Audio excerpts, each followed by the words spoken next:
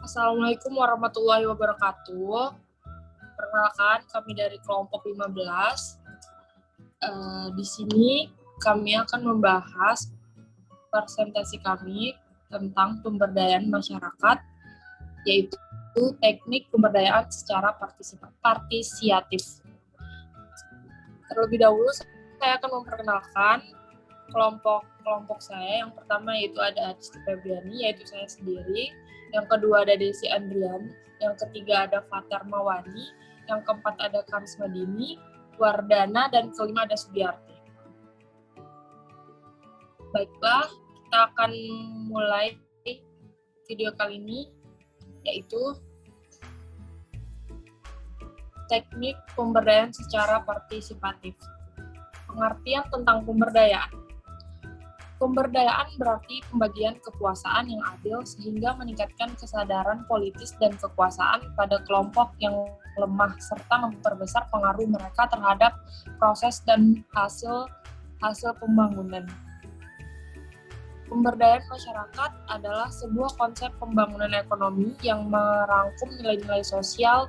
Konsep ini mencerminkan paradigma baru pembangunan, yakni yang bersifat people-centered, participatory, empowering, and sustainable menurut Chamber tahun 1995. Sedangkan partisipasi adalah menurut Hofstede tahun 1971 yang dikutip oleh Khairuddin tahun 2000 berarti the taking part in one or more phase of the process atau pengambilan bagian dalam suatu tahap atau lebih dari suatu proses, dalam hal ini proses pembangunan. Dan pengertian pemberdayaan partisipatif adalah masyarakat menurut Wasistiono adalah menciptakan kemandirian masyarakat dengan menjadikan masyarakat sebagai subjek atau pelaku pembangunan. Jadi pemberdayaan partisipasi masyarakat dalam pembangunan merupakan suatu upaya yang perlu dilakukan saat ini untuk meningkatkan partisipasi masyarakat yang selama ini lemah, untuk meningkatkan atau mengembangkan kemampuan masyarakat dalam pembangunan secara optimal. Dan selanjutnya akan dilanjutkan oleh rekan saya yaitu Desi Andrian.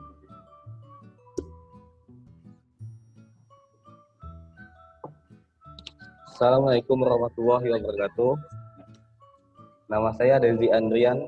Saya akan menjelaskan tentang teknik pemberdayaan secara partisipatif. Konsep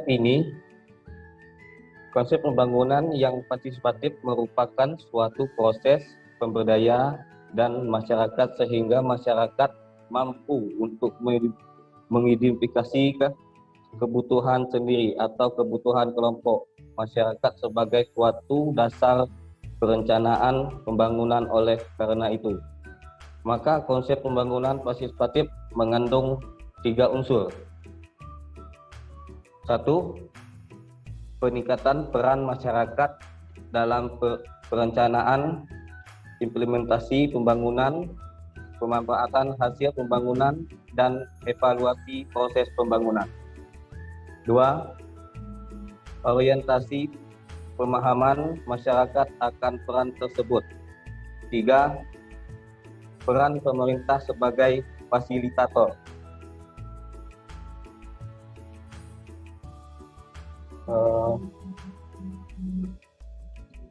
Langkah-langkah dalam pemberdayaan masyarakat secara partisipatif adalah 1.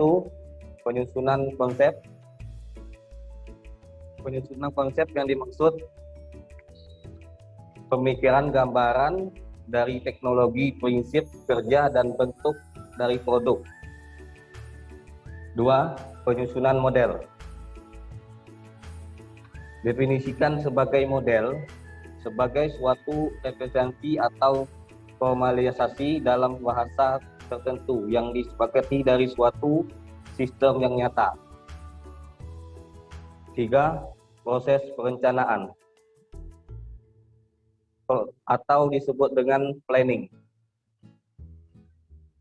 adalah bagian dari daur kegiatan manajemen yang terutama berhubungan dengan pengambilan keputusan untuk masa depan.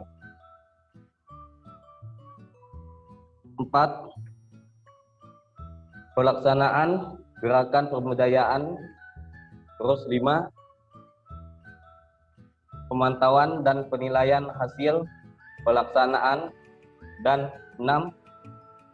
Pengembangan pelestarian gerakan pemberdayaan. Selanjutnya akan dijelasin oleh ibu kita, Ibu Eng. Baik, terima kasih. Kembali. Dan selanjutnya, dalam perencanaan partisipatif, semua warga atau kelompok dalam masyarakat pada dasarnya berhak untuk berperan di dalamnya agar dapat mengungkapkan permasalahan dan kebutuhan mereka.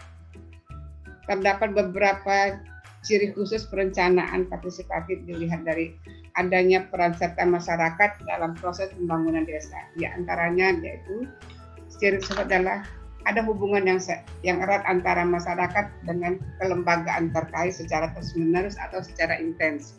Kedua, masyarakat atau kelompok masyarakat diberikan kesempatan untuk menyatakan permasalahan yang dihadapi dan juga gagasan sebagai masukan yang berharga. Dan ketiga adalah proses berlangsungnya berdasarkan kemampuan masyarakat itu sendiri.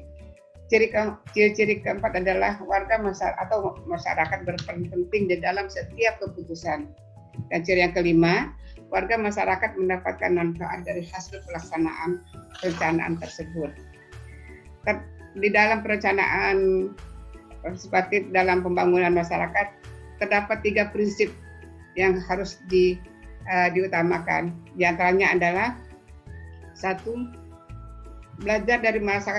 Belajar dari masyarakat, maksudnya bahwa perencanaan partisipatif pembangunan masyarakat desa bertolak dari pengakuan dan kepercayaan akan nilai-nilai pengetahuan tradisional masyarakat itu sendiri serta kemampuan masyarakatnya. Kedua, adanya pemandu masyarakat sebagai pelaku. Di sini yang diperlukannya adalah pemandu atau pendamping, bukan sebagai guru atau penyuluh ataupun peserta ataupun sebagai peneliti. Dan harusnya menempatkan warga masyarakat sebagai narasumber dalam memahami keadaannya sendiri. Dan ketiga, keterkaitan semua kelompok masyarakat artinya tidak terbatas kepada kelompok masyarakat itu tertentu saja. Demikianlah pemaparan saya sebagai penyampaian dari teknik pemberdayaan masyarakat secara persuasif, dan selanjutnya akan dilanjutkan oleh rekan kami Karisma Dini Wardana. Terima kasih Wasaran. Baik, terima kasih Ibu. Selanjutnya saya akan melanjutkan yaitu cara mewujudkan masyarakat yang partisipatif menurut Morgan. Yang pertama, pembangunan itu dari dan oleh masyarakat. Manajemen ini memandang pembangunan sebagai produk dari prakarsa dan kreativitas masyarakat. Peran pemerintah dalam menciptakan kondisi atau lingkungan yang memungkinkan masyarakat memobilisasi sumber-sumber yang ada di dalam masyarakat untuk mengatasi permasalahan yang mereka hadapi. Kedua, manajemen komunitas. Maksud manajemen komunitas di sini adalah manajemen sumber-sumber pembangunan yang berdasarkan atas pengelolaan sumber daya lokal oleh satuan pengambil keputusan yang menyangkut sistem alokasi sumber daya nasional.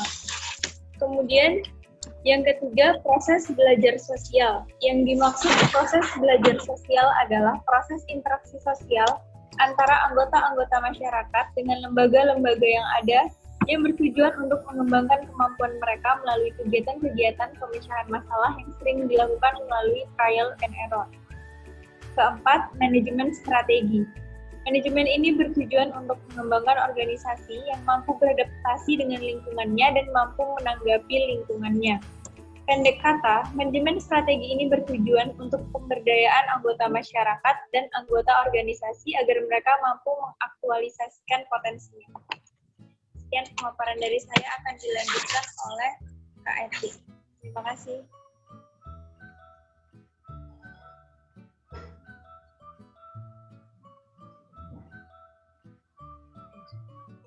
Baiklah, terima kasih untuk Karisma. Untuk studi kasus, kegiatan yang kita ambil yaitu pemberdayaan masyarakat sekitar hutan dalam pengelolaan hutan lestari di wilayah Borneo. Metode yang diambil, Participatory Action Research atau PAR, adalah satu bentuk kegiatan yang dilaksanakan di mana gabungan ilmu untuk dapat menyesuaikan permasalahan dengan kondisi keadaan yang cepat berubah. Tahapan kegiatannya, penggabungan berbagai elemen terkait dengan mengadakan pertemuan dengan berbagai stakeholder, terutama masyarakat lokal yang berpengaruh langsung terhadap kemajuan hasil kegiatan tersebut.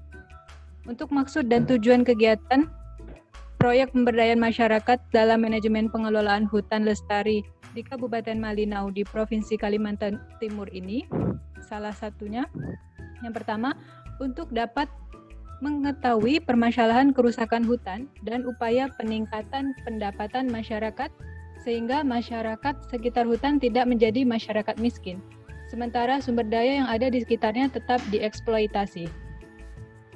Yang kedua, mengikut sertakan partnership riset mengkaji sumber daya alam, stakeholder, serta lembaga terkait dalam manajemen pengelolaan lestari sehingga akar permasalahan dan penyelesaiannya dapat diketahui. Yang ketiga, Participatory Action Research merupakan sumbangan ilmu pengetahuan dan menjadi metode penelitian dalam kajian permasalahan dan konflik untuk mengelola hutan. Selanjutnya, simpulan dari pemaparan kita yaitu yang pertama, pemberdayaan partisipasi masyarakat dalam pembangunan desa menekankan bahwa masyarakat tidak hanya sebagai objek pembangunan, namun masyarakat juga harus menjadi subjek pembangunan yang turut serta memperjuangkan kesejahteraan bagi mereka dan dalam rangka tujuan yang lebih besar mencapai pembangunan nasional yang mensejahterakan. Yang kedua, melalui pembangunan yang partisipatif, masyarakat diharapkan dapat secara kritis menilai lingkungan sosial ekonomi mereka sendiri, mengidentifikasi bidang-bidang yang perlu diperbaiki, serta mampu menentukan visi masa depan yang ingin masyarakat wujudkan. Kepada moderator, saya persilakan kembali. Terima kasih.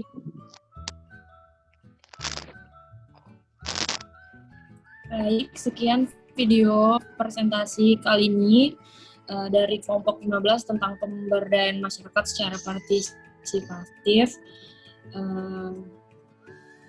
Mohon maaf apabila ada kesalahan dan kekurangan.